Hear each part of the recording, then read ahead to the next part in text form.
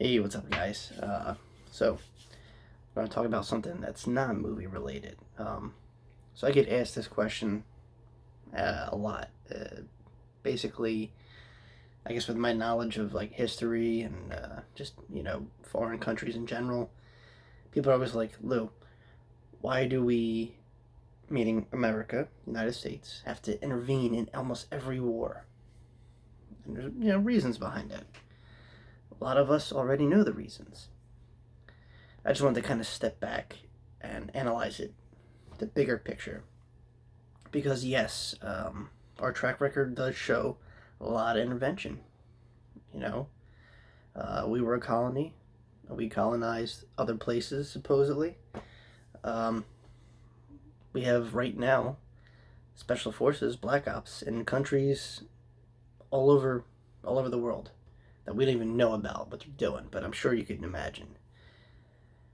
So why is it that we feel the need to invest time as opposed to right here, United States, right? Um, it's baffling if you think about it. Why not worry about your own people or the infrastructure of your own country? All that stuff. Uh, that's always left me wondering why too. That should be an easy question, right? Um, Most of the time, the answers are like, oh, well, countries have invested technology or invested in branches of the government or just for resource material. It's happened a lot, not just with us. Anyone who's colonized anywhere uh, invests time in that colony. And it's not always you know good. It's for self-gaining reasons.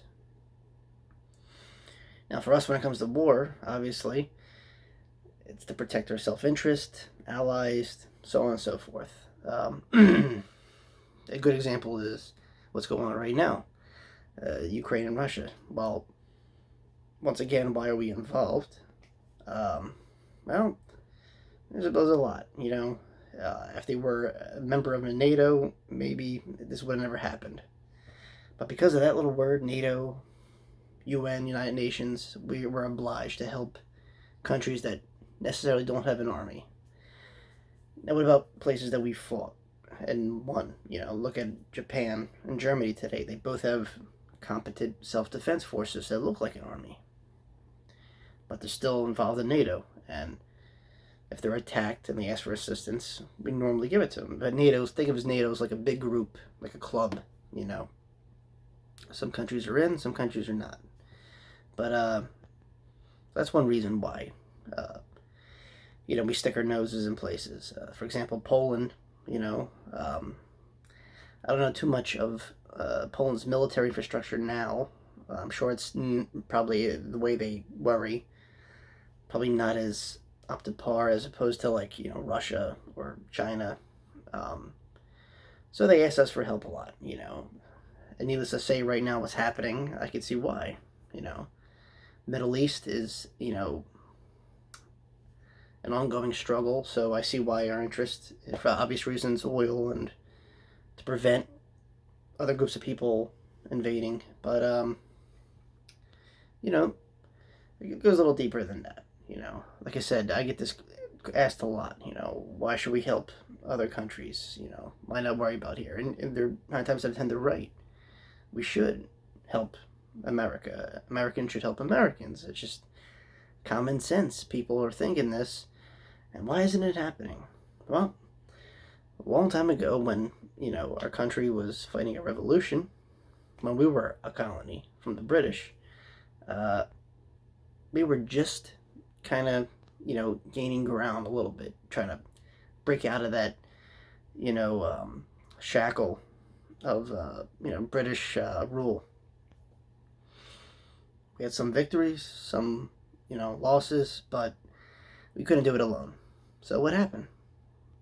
People came to our assistance. They didn't have to, but they seen our struggle and they took it upon themselves. Obviously, there were some gains, some, I guess temptations to kind of sweeten the pie a little bit to help us out. But sometimes, I mean, if you want to simplify it, yeah, but it was to help us for, a common cause.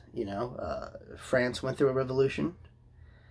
The French helped us a lot, not just through munitions and clothing and weapons and what have you, but men. And, what's his name? Marcus or Marquis de Lafayette. There you go. His name's everywhere. Lafayette Street. He was a big, French general who helped us out. Spain, and this I just found out recently. Spain helped us out a lot too. Bernardo de Galvez was a Spanish general or person in charge who helped us out. And obviously, securing the parts of the South, was kind of the goal.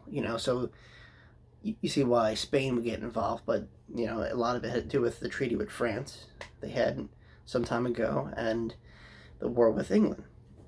And the French were at war with England, so it just seemed natural to help, people that were at war with England. It just kind of, makes sense. Why not band together to fight a greater evil? And that's what happened. That's not to say the British. The British had, German mercenaries helped them out. And you see that now. You see volunteers. You've seen it in Syria when Kurds had, regiments of foreign fighters. ISIS had regiments of foreign fighters from all over the world, whatever their cause. And you see it now in the Ukraine. I'm sure the battlefield at some parts are, look drastically different. You have foreign fighters trying to sneak in, and, they all have their own reason, whether they're fighting for what they believe is justice, righteousness, or they just missed this fight. Who knows? But it's interesting to see what started back then happen again. It's like a vicious cycle, but that's kind of my broader answer here. When it comes to global issues and why America, most importantly, gets involved. And I think it's just how things are. There's really no ground explanation. Is when we were fighting for independence, the struggle, we had people help us out to, large countries. When other countries are looking for help, they tend to look at us. And while I do believe we should worry about the United States, I guess it's just human nature to, step up to the plate. When someone's in need, sometimes people have that inner calling to fight for the cause. Not saying the ones that don't do it and worry about their own, personal belongings or, their beliefs. It makes them no less of a person. That's what they believe. But it makes you wonder, when people came to our aid, it's only natural we would, do the same. So there you go. That's, I think, part of the reason. Like I said, there's a laundry list of other reasons. Some of it's not all nice. Some of it's greed, domination, colonialism, who knows. But there's a reason for everything. And I think if you want to know what's happening and why we are, what we're doing today, you look to the past. And I'm a true believer is, if you don't have the past, we're doomed to repeat it. So, there you go. Yeah, I think it's, pretty standard answer. Like I said, it probably doesn't solve a lot of, questioning people on why and why do we do this and why are we helping this one, and then how, deeper, we're all some kind of, in ways, connected. And I think this is why governments choose to do the things they do. Obviously for a hidden agenda, but sometimes the little people that you don't see, who risk their, life for someone else, that's there too. And heroic justice, foolishness, hey, yeah, well, that's all I got to say about that. And I know I didn't answer, too many people, and people are still rooted in their beliefs that, America should worry about America. And once again, you're not wrong. That's completely right. But you look at it on a global scale. That, people will take it upon themselves to fight someone else's battle. And just how it's been since the dawn of time. Since the Romans fought, for their allies. For the allies that backed up Rome. History is filled with these kind of situations, so why should it skip, this generation or the next? But yeah, that's all I gotta say. I'll leave a few links in case, you guys want to, dig a little deeper on who helped us win our independence and why. And yeah, hopefully that kind of quenches your thirst. Alright guys, thanks for listening. I will see you all very, very soon, and yeah, be nice to each other. And stay healthy. It's important.